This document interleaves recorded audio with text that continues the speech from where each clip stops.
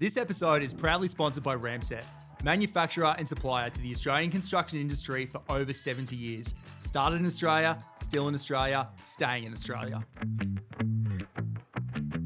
Welcome back to another episode of the Built Different podcast, the podcast for tradies that are built different. Proudly brought to you by HIA. This is the show where you get to hear about what it takes to make it in the Australian building and construction industry. I'm Ryan. And I'm Simon. Today's topic, we are talking about the builders of tomorrow.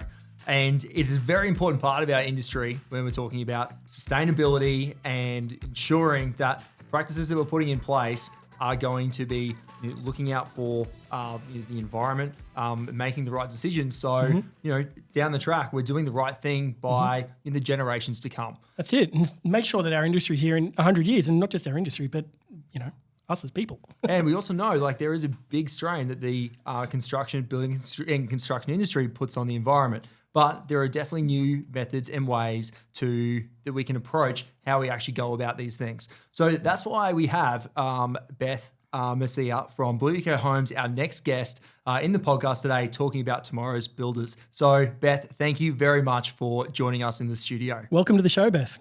Thank you so much for having me.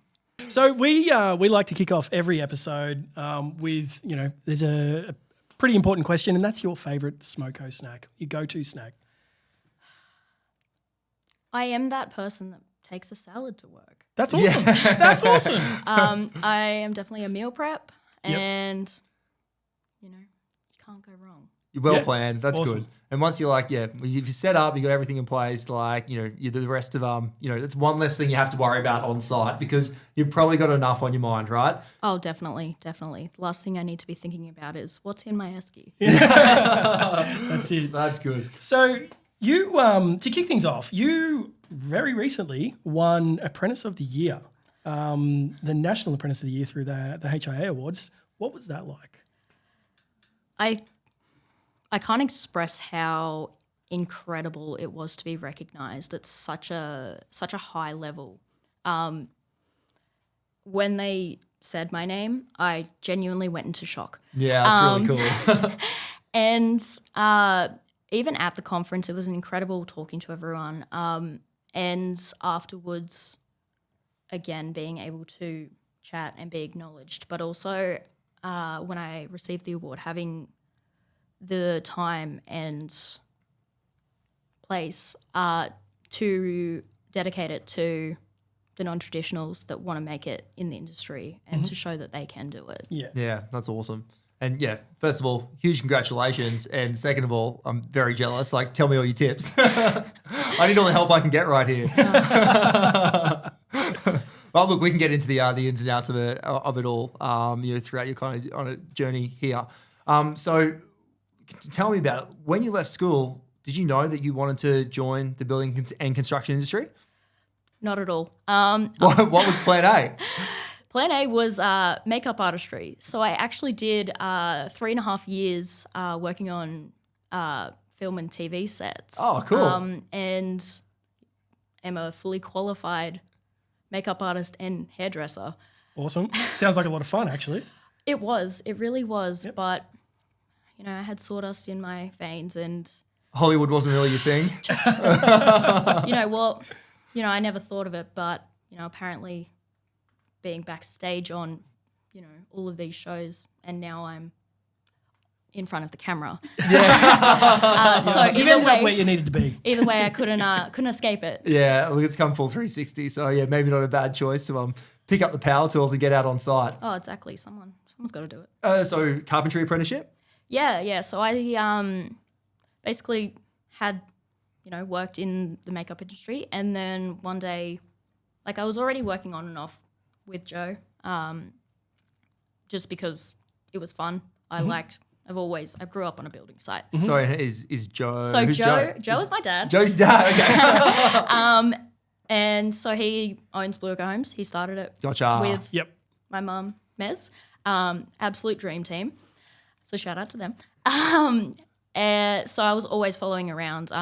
He taught me to swing a hammer before I could walk. Gotcha. That's why you had the sawdust in your veins. Exactly. There we go. And I was I knew there was something missing in my life like I love and adored the makeup industry, but I wanted more structure, and I guess I wanted to do more. I've always loved what my parents do and their vision, because their vision is always been, how can we do this better? How can we make houses that are better for people, the environment, and I wanted to be a part of it. Yeah. So That's really cool. You had that inspiration there, and you knew it was going to fall into place. It was like right there in front of you the whole time. Exactly. So one day I went home, sat down with Joe, and I was like, Can I start an apprenticeship? That's awesome. And he looked at me, his face lit up, and he was like, yeah. So No questions asked. Exactly. It was, yep, definitely. That's really cool. Let's work it out. Yeah. And, as soon as from that moment, haven't looked back. Yeah, nice. That's awesome. And you're in your 4th year now? Yeah, very close to completion, which I am Very exciting. drastically excited for. I bet you can't wait for get qualified. And hopefully that paycheck jumps up a bit, right? Exactly. So what I'm waiting for. Cheers to all my fellow apprentices out there on minimum wage. Hey, we'll get there. One day. It's all worth it, right? Like, you put in the hard yards and, you go through some tough times, but, we know that we're working towards a bigger goal. And from what we kind of about you, there are some pretty big goals out there, and like some different ways to get there. And what we're talking about today is, as tomorrow's builders, is sustainability is at the core of so much of what we do, and so many industries are moving that way where we're being more conscious of the impact that we're having on the environment, the impact that we're having on the way the people around us, and then also the processes and how we go and actually bring these dreams, homes to life. So we have a lot to be responsible for in this space. And I can't wait to hear a little bit more about Blue Eco Homes and how you go about doing that, because there are a couple of terms that I've already learned today, or even just before we switched on the mics, about what it even means to be a passive house build, what a passive house building is. So, like, can you tell us a little bit about what sustainability means to you and how important it is for us as builders of tomorrow? Yep. So Blue Eco Homes was made because we wanted to build healthier homes. We could see that conventional building, while not always, but was affecting people. For example, when I was younger, I had really bad asthma, and we believe it was because of the house we were living in. And my parents were like, we've got to change. So my mum's a nurse, so naturally health is front of her mind. Yep. So Blue Eco Homes started, and, our first project was solar passive. So, definitely not at the level that we're building now, but in 2010 we built a 7-star home, and That's a lot of stars. Oh yeah. What does 7-star mean? So 7-star is the NAFA scale. Okay. Sorry, and what is the NAFA scale? We might have to really break this down, because I'm learning a hell of a lot very quickly right now. Yeah. So the NAFA scale / rating. Yep. Is essentially all about energy efficiency, all about accessibility, comfort, quality, and bits and pieces like that. So I see it very similar to, like, how on a washing machine it's got Your efficiency 5 rating. stars. Yeah. So I like to think of it very similar. Yep.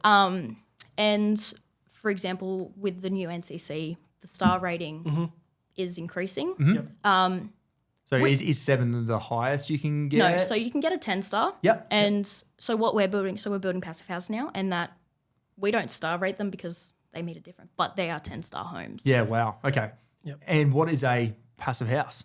So a passive house, it is a European ideology, and they have been around for decades. So it's unfortunate that Australia is so far behind, but Blue Eco Homes is very much about trying to educate and spread that And so with the progression of starting in solar passive, we actually built not only like our first passive house, but we were equal first to build the first passive house in Australia. Wow.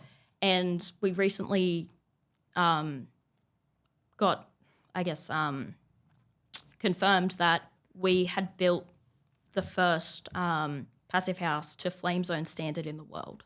Wow. What an achievement. Which is huge. And we built that in 2019. Yeah, wow.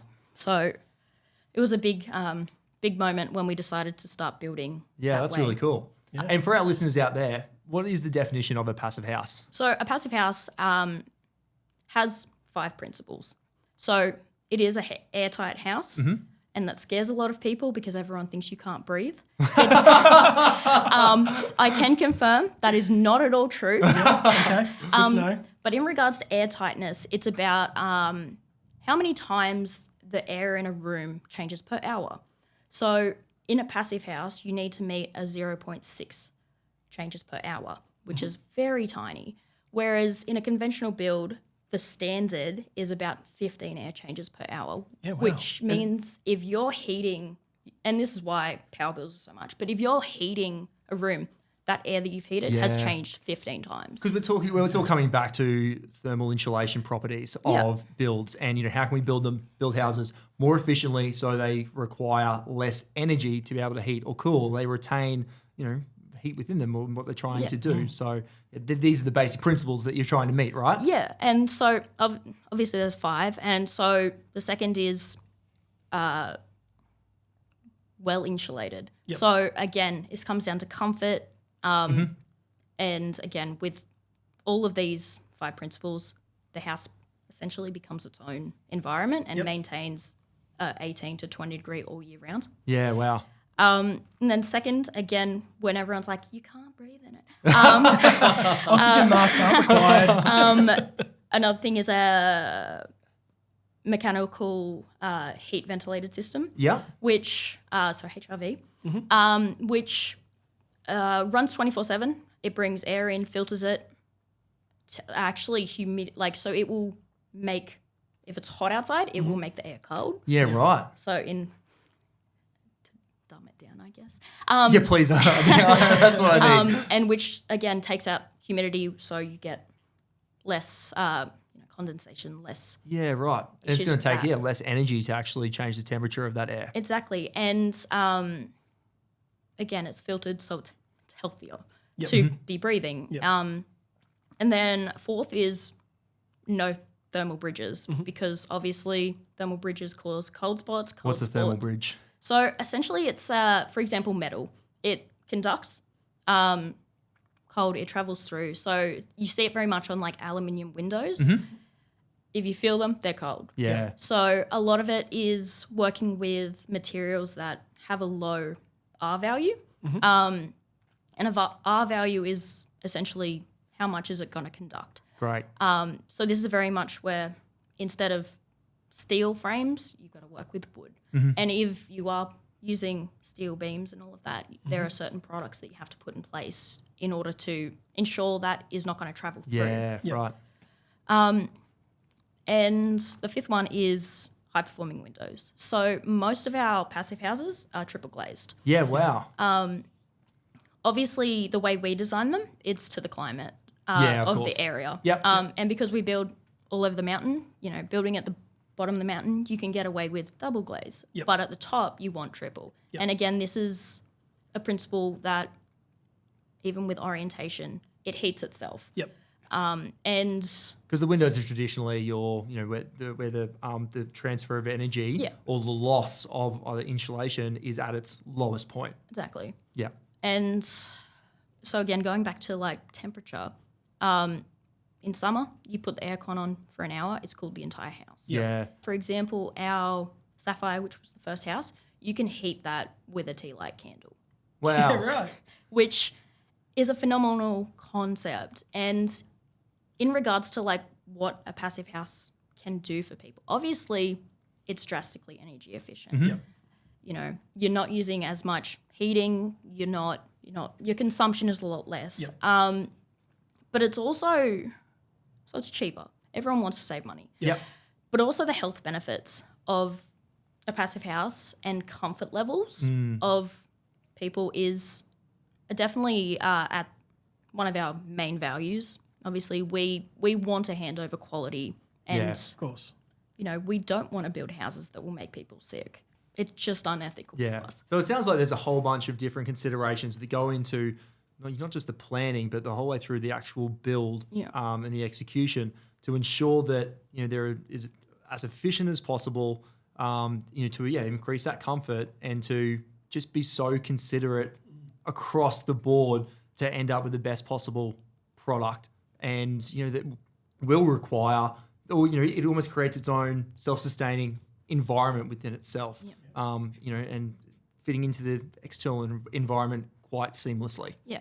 And I think it's also I think the really importance for the builders of tomorrow to understand sort of a base level understanding of all of this. I mean, with the changes to the NCC, which you mentioned before, the National Construction Code, they're making changes. So, within regards to 7-star building and, sustainable building practices are actually being mandated almost. Yeah.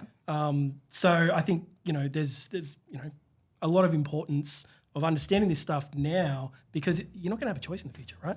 Well, exactly. And me and Joe, when we're networking, we're always educating. Yep. And even talking to some builders, they're stressed because, again, people see sustainability, they go extra price tag. It costs more. Yep. Yeah. And a lot of people don't see it as necessary. There's an element of changing people's mindsets and perception around what's required to actually shift the needle here. Yeah. And look, I think a lot of things that, a lot of industries, but particularly our industry, we need to actually change mindset and change our behaviors, change our the way that we do things to get a better result, so that we are more efficient and more considered of our output and our impact on the environments around us. Yeah. 100%. And that's one of the big aspects of what we do is educating. And I understand, I understand that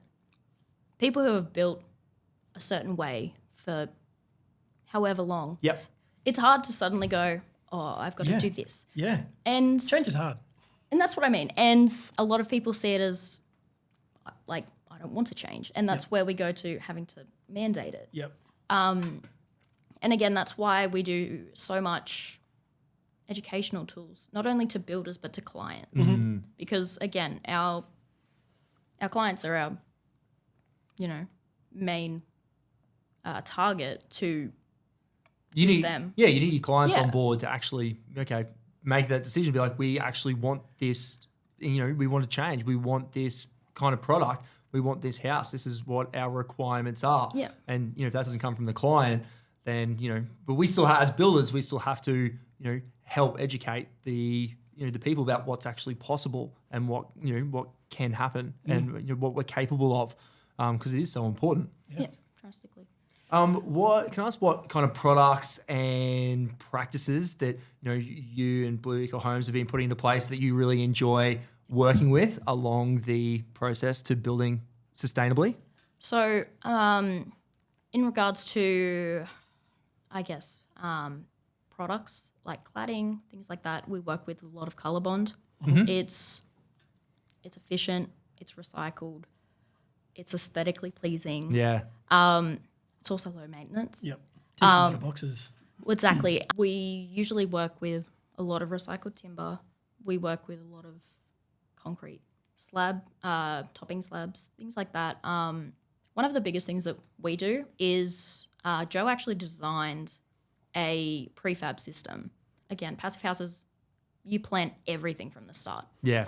So everything's already ticked, but we receive these panels. They're OSB'd on the interior. OSB And then being essentially it's it's a compressed sheet made out of recycled timber. Oh yeah, It's gotcha. airtight. Yeah, okay, cool. So it's fabricated. Yeah. Yep. So it's, and again, because it's airtight, interior, Yeah, perfect. right, that makes sense. And our panels come pre-sarked on the outside. So, they This can't. is already great efficiencies there, right? Yeah. And so panels get delivered and we crane them in. So we crane in the walls, floors, roof. One of our biggest achievements was building a just under 500 square metre 3-storied passive house. Essentially, we had that landed, installed, watertight, roofed in about a week. Yep. Whoa. And That's insane. Yeah. and again, you get people instantly in, like services, Yeah. and it's the efficiency of it is You get trades incredible. in earlier working on the house, so you get it completed quicker. Exactly. Yeah, that's huge. And then again, one of my favorite parts of the build and kind of my specialty is making the house airtight. Because obviously you have these panels Yep. and there's gaps. Yeah. So I do a lot of taping, a lot of detailing, a little bit of a tape queen. Oh, good. Good attention to detail. Oh, 100%. Yeah.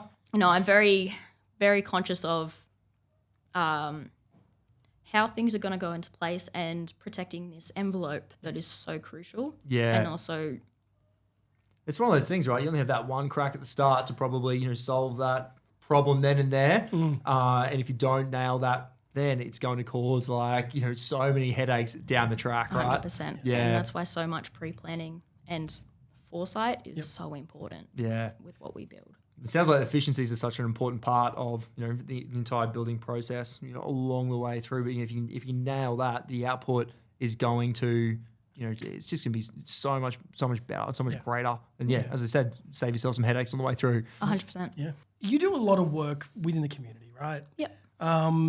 So we were chatting before the show. You mentioned things like visiting schools and even a trip that you did to Vanuatu with I think a crew. Yeah.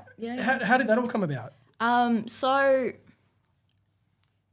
one of our clients years ago is very heavily involved in Rotary Australia, and they do a lot of service trips. And the one that they actually asked, so me and Joe do these service trips. Mm-hmm. They reached out to Joe because they wanted to install solar panels to this village. Village in Vanuatu. In Vanuatu. Yeah. So we flew over, we installed these panels. Again, such an incredible experience working with the islanders, I guess, and teaching them. But even so we helped pour it. We installed these panels way too quickly. Again, efficiency is in our blood. Got it done. A little bit different when you're working on island time, though. Well, see, it's watching a boat come in with a container and just hoping everything is in there that we packed months ago. It's very scary. But because we did this a lot quicker, they asked us to help pour a slab. Yep. And very different process than here. So I can imagine. we spent a lot of time mixing sand, shells, like seashells. Yep. Whatever you can find on the beach. To pour this slab, and it was incredible because it's not something we see, but the end product was perfect. And what did that mean to the communities that you were building that in? Well, in that, so we've done 2 service trips. Yep. So that first one, we gave this village power, Yeah. and Like literal power. yeah, so they got lights, and they wow. and so It's huge. again, it's just such a fulfilling feeling to Yeah. give back so much. Yeah. And that was what gave me and Joe a little bit of a taste. Yeah. But our second trip over there was probably the biggest adventure. Yep. It was just after one of the hurricanes. So we flew over literally in the middle of all of these hurricanes. My mum was very stressed as we send photos of this little tiny plane that we're going to fly. But our mission was to build a cyclone-resistant school building. Yeah, wow. Again, incredible concept. Again, praying that the boat shows up with the material. So we it's a little bit different to hoping that the truck turns up on Monday morning with the frames, right? and there's no Bunnings to run to. Yeah, That's it. It's all going to be in there. Oh yeah. So again, working with the locals, constructing this structure, was incredible, but unfortunately Joe actually really hurt his leg, and I had to step up to the role of supervisor. At this point, I hadn't even started an apprenticeship. I was just going off what Joe had taught me. Yeah. And I think one of the most rewarding experience of my life was essentially the chief of the village told my father that I had inspired the village to see what women can do, and that's really cool. That's unreal. it changed the men's minds because, you know, I was carrying as much as anyone else and doing the work. That's awesome. So that was just, I couldn't express how happy that made me Yeah. because, you know, For that to translate across, cultural barriers. Yeah. exactly. And I mean, Actually that's change people's perceptions. And that's the impact on that can last, like, just of that in itself will last generations to come. So, Exactly. yeah, that's got to be so inspiring and rewarding Yeah. to be able to achieve something like that. Yeah, it was huge. Yeah, awesome. Beth, what is our responsibility as the builders of tomorrow when it comes to implementing sustainable building practices in our industry? I think one of the biggest things is we need to start having more future-proofed housing, and that's even looking at things like accessibility. Yep. Like, it's building houses that are going to last 100 years, are going to withstand the ever-changing climate. But the biggest thing is, like, learn what's out there. Yeah. Like, start looking into different ways to build because there are so many.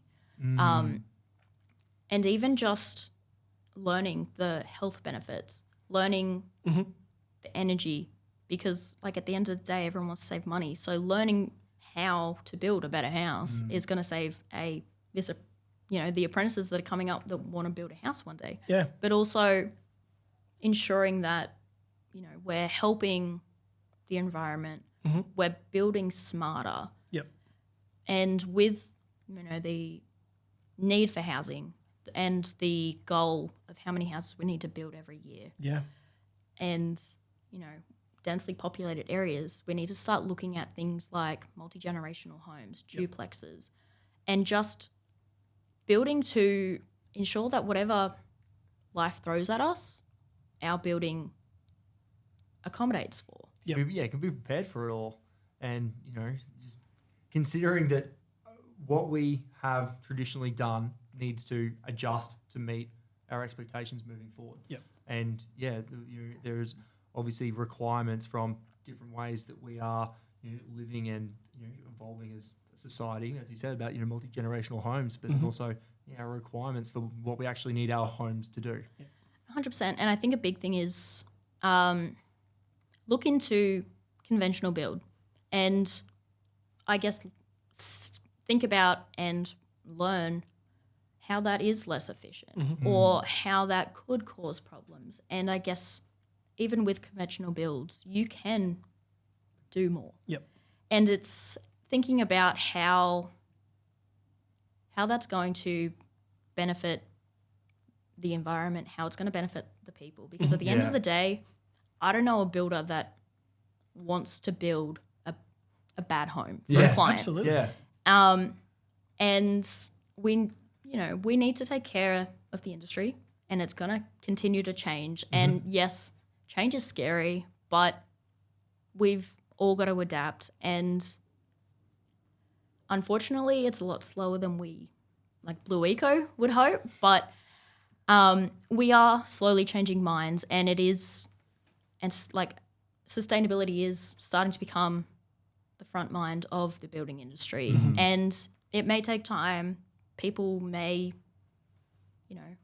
adapt slower than others, but the greatest thing is that the conversation is there, and we are moving forward. I'd like to hope that in future that when this isn't a niche part of the building industry, that it is the majority of it, and we're going to get there. And I think that we need to, it's not just products, but also processes that we need to look at as well on the way through, and just how we can be more efficient and decrease our footprint across the board for better outcomes. And one of one of Blue Echo Homes' goals is to make Passive House the Australian standard. Yeah. And the thing is, it's a massive niche. For now. For now, we're pushing on. But as more people and more builders start to bring on this concept, material costs will go down. That's right. We'll learn better ways to do things. That's right. And the economies of scale kicks in, and it's really going to change the industry drastically. But I think it's so necessary. much for the better. Exactly. well, it's good that we're having these conversations now. Absolutely. So you mentioned a lot of learning and getting yourself up to speed. Is there somewhere that is a good starting point for people in terms of familiarising with sustainability?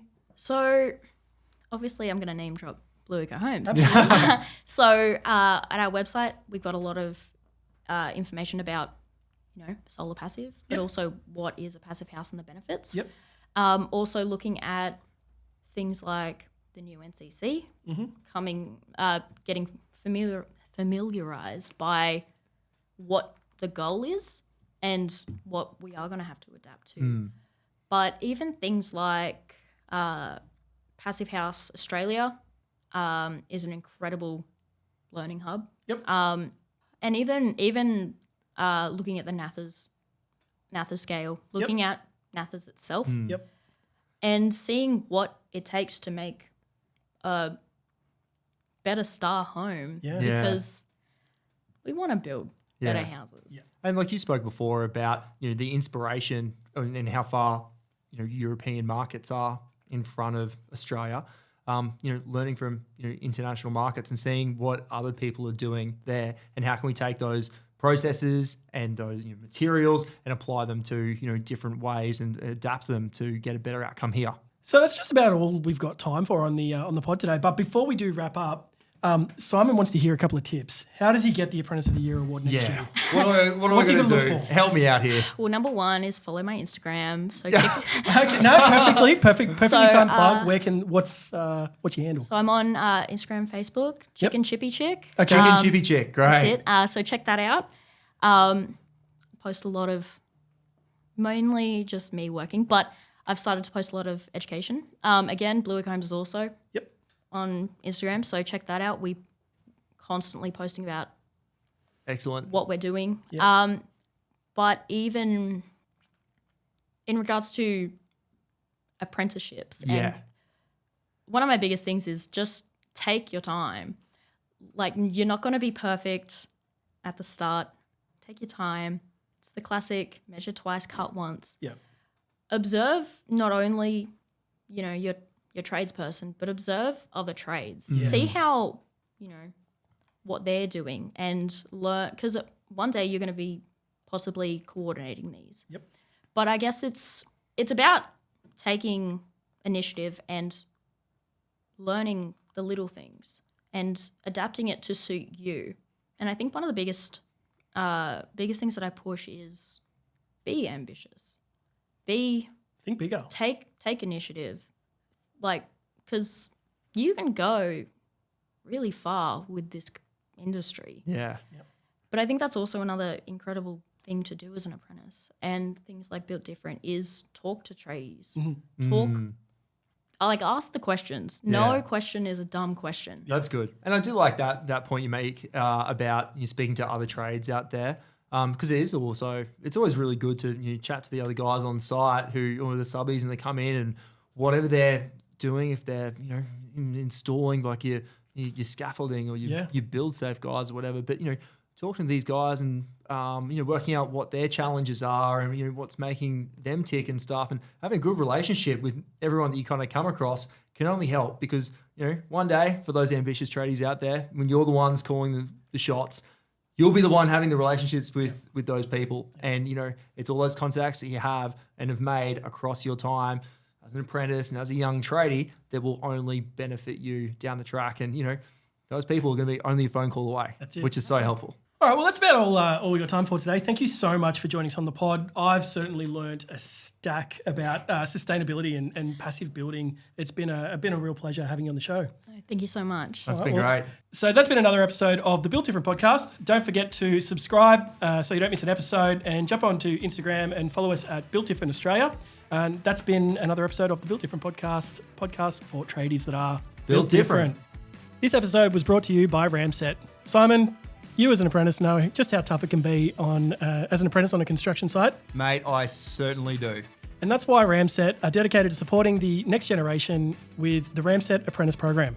Right now, Ramsted are giving apprentices all over Australia the opportunity to win $6,000 worth of tools and gear for a limited time.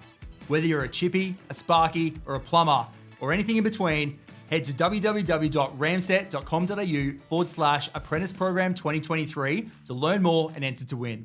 Get set with Ramset.